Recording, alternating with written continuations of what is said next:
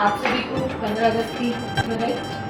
और कब से बार बार मैम जाओ है ना, रोजाना तो आप सुनते ही हो क्लास में। अभी जो चीज़ बता रही हूँ ध्यान से सुनो। जैसे ही जुलाई में आप यहाँ पे आते हो और एडमिशन लेना स्टार्ट हो जाता है सारी चीज़ें। 15 अगस्त लगभग शुरुआत है हमारी कि यहाँ पे आने में, सेट होने में जो भी टाइम लगता है वो हो जाता है। अभी एक लर्निंग फेज स्टार्ट हुआ है। जब 26 जनवरी वापस आए तो आपके फेस पे कॉन्फिडेंस होना चाहिए कि मेरा सिलेबस कंप्लीट हो चुका है और अब मैं बिल्कुल रेडी हूँ। अभी आप जितना भी सीखना है लगभग 15 अगस्त से चालू करो, और जब वापिस अपन मिले 26 जनवरी तो आपके फेस पे वो कॉन्फिडेंस होना चाहिए कि अब मेरा हो गया, जितना पढ़ना था वो सारी चीजें पढ़ ली है ना। क्योंकि अभी अपन जस्ट स्टार्टिंग करे हैं। कभी कभी होता है कि महीना मुझे लगेगा सेट होने में, जुलाई में एडमिशन लिया है, आज फाइनली 15 आ चुकी। तो ये चीज बहुत अच्छे से दिमाग में रखना कि अभी जितना भी टाइम आपने लगाया है यहाँ पर सेट होने में वो सारी चीजें अच्छे से हो गई होंगी। और अब जब अपन वापस 26 को मिले तो आपके फेस पे वो कॉन्फिडेंस होना चाहिए कि लगभग सारी सब्जेक्ट में कोर्स हो चुका, 2 बार 3 बार, 2 बार तो मिनिमम सारी सब्जेक्ट में कोर्स होगा। और वापस जब आप 26 को मिलो ना तो एक कॉन्फिडेंट फेस कि हाँ जो भी मैंने पढ़ा है वो सारी चीजें अच्छे से हो गई।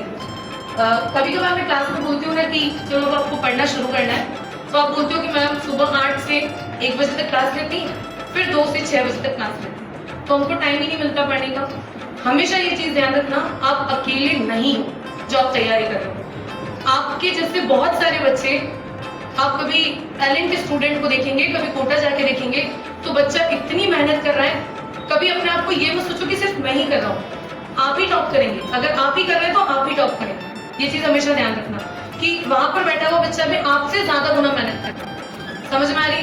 8 से 1 कोचिंग का टाइम है, आपका भी है, दूसरे सभी बच्चों का भी है। 2 से 6 12th का टाइम है, वो आपका भी है, बाकी सभी बच्चों का भी है। और आप में से ही एक आगे जाके टॉप करेगा, तो उसने भी तो मेहनत की है ना, तो आप लोग भी वो मेहनत कर सकते हैं, पहली चीज। दूसरा, अगर आप जितने भी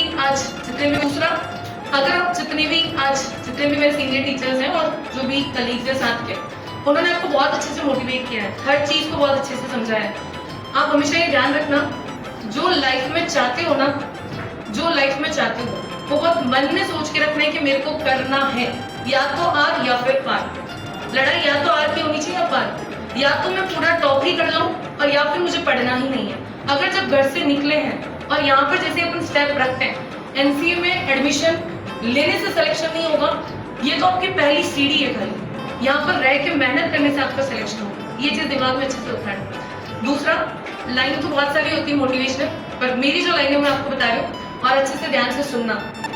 अपने सपनों को ये मत बताओ कि आपकी तकलीफें कितनी है, अपने सपनों को ये मत बताओ कि आपकी तकलीफें कितनी है, आपकी तकलीफों को ये बताओ कि आपके सपने कितने बड़े हैं। आपकी तकलीफों को ये बताओ कि आपके सपने कितने बड़े हैं।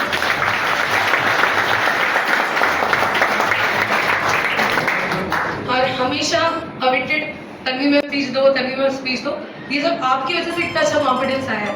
एक टीचर जो है ना, वो उसके स्टूडेंट की वजह से। मेरी हर एक रील में बोलती हूँ, शायद मैंने गुरु पूर्णिमा पे एक स्पीच दिया होगा, बट वो इतना कॉन्फिडेंट नहीं था, पर आज जो कॉन्फिडेंस है ना वो आप हो, और आपका जो कॉन्फिडेंस है ना वो एक टीचर है। कि अगर टीचर जितना कॉन्फिडेंट होगा, उसका स्टूडेंट उससे ज्यादा कॉन्फिडेंट होगा। समझ में आ रही है ना बेटा? थैंक यू सो मच इतना सारा प्यार करने के लिए और हमेशा एक बार मोटिवेट करने के लिए। चलिए, आप सभी को स्वतंत्रता दिवस की हार्दिक शुभकामनाएं।